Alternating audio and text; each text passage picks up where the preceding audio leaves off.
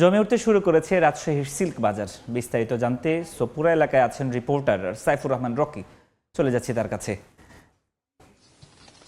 Rocky,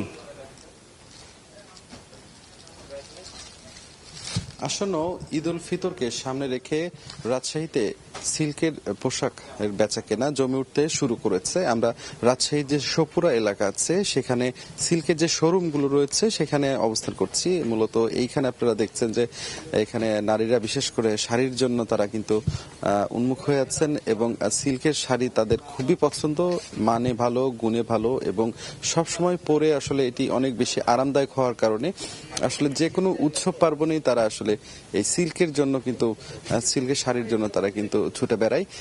আমরা বিশেষ করে রাজশাহীর সোপুরা সিল্ক, রাজশাহী সিল্ক, পাশাপাশি যে কয়েকটি সিল্কের শোরুমগুলো রয়েছে সব সিল্কের শোরুমগুলোতে এখন ক্রেতাদের উপচে পড়া ভিড় এখন আস্তে ধীরে ধীরে লক্ষ্য করছি।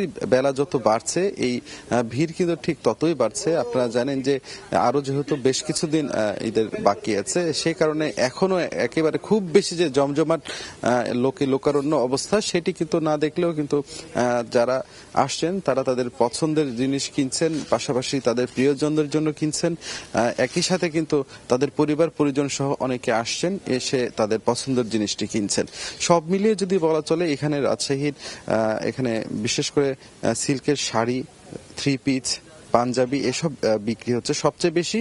এবং আমরা এখানে আসলে যারা বিক্রেতা রয়েছে বিশেষ করে রাজশাহী সোপুরা সিল্কের যে ম্যানেজার সাইদুর রহমান তিনি আমাদেরকে যেটি জানিয়েছেন, ঐতিহ্যবাহী রাজশাহী সিল্কের শাড়ি ৩,০০০ থেকে শুরু করে ৫৫,০০০, পাঞ্জাবি বিক্রি হচ্ছে ৫,০০০ থেকে ২৫,০০০ এবং ৬,০০০ থেকে ৩২,০০০ টাকায় বিক্রি হচ্ছে থ্রি পিস। সব মিলে জমজমাট বেচা কেনা কিন্তু এখন শুরু হচ্ছে এমনটা আসলে তারা বলছেন। আগামী যত দিন যাবে বেচা কেনা আরো বেশি বাড়বে বলে তারা জানাচ্ছেন। তো এই ছিল আমার কাছে রাজশাহী সিল্ক থেকে সর্বশেষ।